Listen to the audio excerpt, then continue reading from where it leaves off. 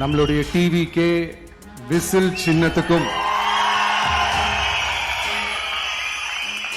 தயவு செஞ்சு போட்டு ஒரு தொகுதிக்கான அந்த மக்களுக்கான எல்லை காப்பாளர்கள் அப்படி இருக்கணும். களத்தில் மக்களோட மக்களா நிற்கிற மாதிரி ஆளுங்களை தான் நான் செலக்ட் பண்ணியிருக்கிறேன். நான் அவங்க எல்லாருக்கும் ஒன்று சொல்கிறேன். ஒரு எம்எல்ஏனா எப்படி இருக்கணும்னு நான் சொல்கிறேன். ஒரு எம்எல்ஏன்றது சும்மா அனுபவத்தை வச்சுக்கிட்டு கொள்ளை அடிக்கிறவங்களாலாம் இருக்கக்கூடாது. சும்மா அனுபவத்தை வச்சுக்கிட்டு சட்ட விரோதமா கல்குவாரியில ஈடுபடுறவங்களாலாம் இருக்கக்கூடாது. சும்மா அனுபவத்தை வச்சுக்கிட்டு கேள்வி கேட்கிற பிரஸ் ரிப்போர்ட்டர்ஸா தாறுமாறா தாக்குறவங்களாலாம் இருக்கக்கூடாது. இன்னும் ஓப்பனா சொல்லணும்னா, இந்த திமுகவில் இருந்து வந்த ஒரு எம்எல்ஏ மேல கொள்ளையடிச்ச கேஸ் இருக்குது, போதைப் பொருள் கடத்தல் கேஸ் இருக்குது, திருட்டு கேஸ்லாம் இருக்குது. திருட்டு கேஸ்லாம் ஜெயிலுக்கு போயிட்டு வந்தவர் ஒருத்தர் இருக்கிறாரு. நீங்க கூட யோசிக்கலாம் அவர் யாரு அப்படின்னு. நீங்க யோசிக்கலாம் அந்த எம்எல்ஏ யாருன்னு உங்களுக்கு யோசிக்க தோணும். இன்னொரு க்ளூ வேணா நான் தரேன்.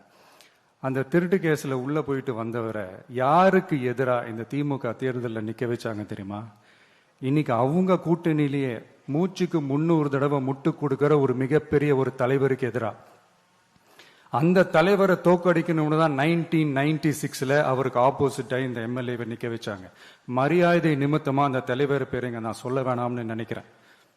ஸோ இப்படியெல்லாம் இருக்கிறாங்க எம்எல்ஏஸ், நான் லிஸ்ட் போட்டு சொன்ன மாதிரி.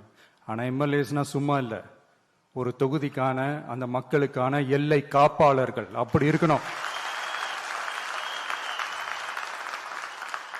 களத்தில் மக்களோட மக்களா நிற்கிற மாதிரி ஆளுங்களை தான் நான் செலக்ட் பண்ணியிருக்கிறேன்.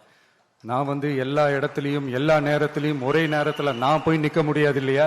அதனால என் சார்பா என்னோட பிரதிநிதிகளா நானே பார்த்து என்னுடைய வேட்பாளர்களை செலக்ட் பண்ணியிருக்கிறேன். நம்மளுடைய அக்கா, நம்மளுடைய தங்கை, நம்மளுடைய அண்ணா, தம்பி அப்படின்னு சொல்லி நம்மளுடைய வேட்பாளர்களை செலக்ட் பண்ணி இன்னைக்கு உங்க முன்னாடி நான் ஒப்படைக்கிறேன். மக்களே, அவங்கள எம்எல்ஏ ஆக்க வேண்டியது உங்களுடைய பொறுப்பு.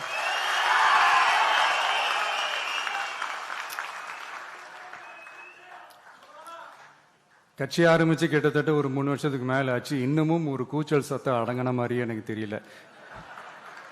விஜய்க்கெல்லாம் என்னப்பா செல்வாக்கு இருக்குது, கூட்டத்தை வச்சு சொல்றீங்களா? அதெல்லாம் வேடிக்கை பார்க்க வர்ற கூட்டம்ப்பா. கூட்டம் வந்துட்டா உடனே ஒரு பெரிய ஆளா? கூட்டம் ஓட்டா மாறிடுமா, ஓட்டு சீட்டா மாறிடுமா? அதெல்லாம் எப்படி மாறும்? அதெல்லாம் மாறாது. இப்படி வன்மத்தில் கேள்வி கேட்கிறவங்களுக்கு நான் ஒன்னே ஒன்று சொல்றேன். எல்லாரும் சொல்ற மாதிரி தேர்தல்லாம் கிடையாது. இது இருமுனை போட்டி மட்டும்தான். மக்கள் கூட்டணியான நமக்கும் ஸ்டாலின் சார் கூட்டணிக்கும் மட்டும்தான் இந்த தேர்தல். அதனப்பா ஸ்டாலின் சார் கூட்டணி பேருனா மக்கள் நல கூட்டணியா? மொத்த பேக்கேஜும் அங்கதானே இருக்குது. ரிசல்ட் என்ன தெரிஞ்சதுனால என்னமோ அவர் அந்த பழைய மக்கள் நல கூட்டணியாவே மாத்திக்கிட்டாரோ என்னமோ எனக்கு தெரியல.